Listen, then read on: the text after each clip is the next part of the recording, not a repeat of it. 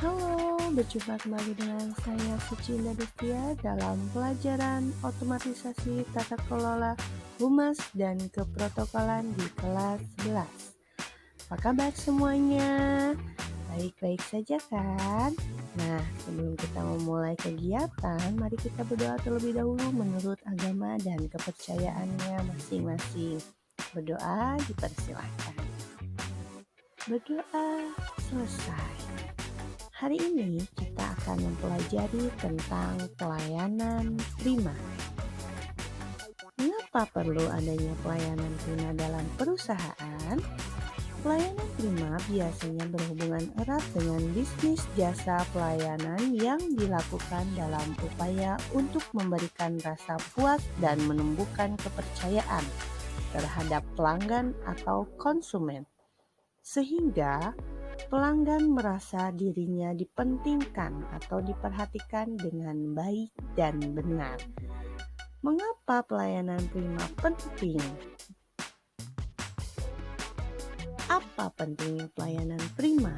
Pelayanan yang prima merupakan aspek penting penentu keberhasilan komersial, terutama pada organisasi yang bergerak dalam bidang jasa pelayanan yang prima, menjadi ujung tombak dalam menangkap peluang dan memahami konsumen atau klien yang akan menggunakan jasa yang ditawarkan.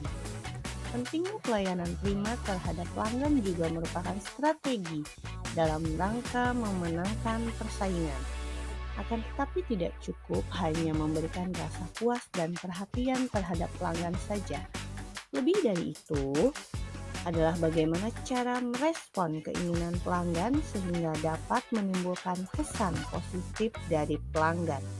Pelayanan prima harus ditunjang oleh kualitas sumber daya manusia yang handal, mempunyai visi yang jauh ke depan, dan dapat mengembangkan strategi serta kiat pelayanan prima yang mempunyai keunggulan.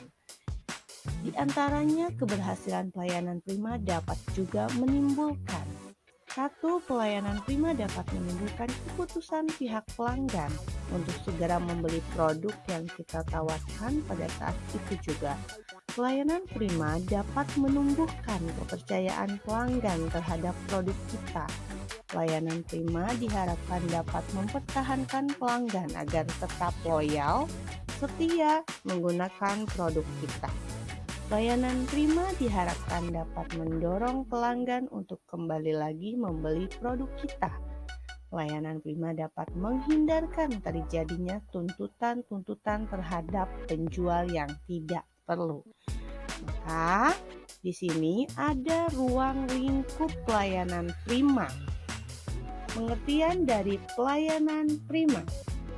Pelayanan prima dapat diartikan sebagai pelayanan prima yang service excellent, yaitu suatu pelayanan yang terbaik dalam memenuhi harapan dan kebutuhan pelanggan. Jenis pelanggan ada dua, pelanggan internal dan pelanggan eksternal. Pelanggan internal adalah karyawan tersebut, lalu eksternal adalah pelanggan dari luar. Kemudian ada harapan pelanggan, pelayanan pegawai, pelayanan yang diharapkan oleh pelanggan, pelayanan pegawai yang ramah, yang menerapkan sistem 5S, serta perhatian, memenuhi apa yang diinginkan pelanggan, keterbukaan, transparansi, lalu keakraban, keramahan. Kemudian terdapat aspek pelayanan prima. Pelanggan itu merupakan diri yang paling benar. Jika pelanggan salah, harus selalu benar. Dan pengembangan pelayanan prima harus berpusat pada unsur manusia yang ada dalam organisasi di semua tingkatan. Kepuasan para karyawan atau pegawai akan tercermin dari kepuasan pelanggan. Lalu kemudian adanya manfaat pelayanan prima, meningkatkan citra perusahaan, Loyalitas pelanggan memberikan kesan yang baik, mendapat timbal balik yang sesuai. Itu adalah ruang lingkup dari pelayanan prima. Kemudian ada konsep A3, ada sikap, perhatian, tindakan. Ini semua akan menjadi satu kesatuan dalam pelayanan yang standar. Nah, sikap merupakan penampilan, sikap menghargai, berpikir positif. Perhatian, attention, dapat menerangkan dengan baik, mengamati, menghargai, mencurahkan perhatian penuh. Tindakan adalah mencatat segala sesuatu yang dibutuhkan oleh pelanggan serta mewujudkannya. Dan memberikan terima kasih dengan harapan pelanggan akan mau kembali. Kemudian, setelah konsep A3, ada perubahan menjadi konsep A6 dalam pelayanan prima. Ability kemampuan, attitude sikap, approach penampilan, attention perhatian, action tindakan, dan accountability tanggung jawab. Adapun unsur pelayanan prima ada 3. Ada kualitas pelayanan, penyediaan pelayanan prima, peningkatan kualitas pelayanan. Nah, ini semua dapat dijabarkan masing-masing. Kemudian ada pedoman, prosedur, dan aturan kerja. Pedoman kerja biasanya harus sesuai dengan tupoksinya agar pekerjaan lancar dan meningkatkan produktivitas. Prosedur dan sistem kerja ada tata cara atau SOP yang harus dilaksanakan.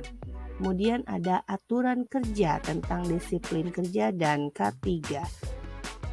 Lalu ada prinsip pelayanan prima. Ada memuaskan pelanggan, tidak ada keluhan pelanggan, orang pelayanan wajib menanggapi dari permasalahan atau keluhan, mengetahui sumber keluhan pelanggan dan mengetahui cara mengatasinya. Sehingga proses pelayanan prima ada 3. Unsur pelayanan di bawah harapan, maka pelanggan akan merasa kecewa. Unsur pelayanan sesuai dengan harapan, maka pelanggan akan merasa puas.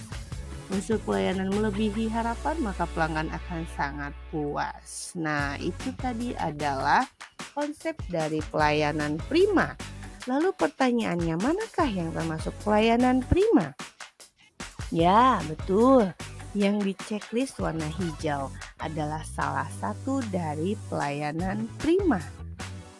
Nah, bagaimana? Sudah paham? Jika belum paham, silahkan diulangi kembali tayangannya. Terima kasih. Saya pamit undur diri. Saya Suci Indah Destia. Wassalamualaikum warahmatullahi wabarakatuh. Dadah.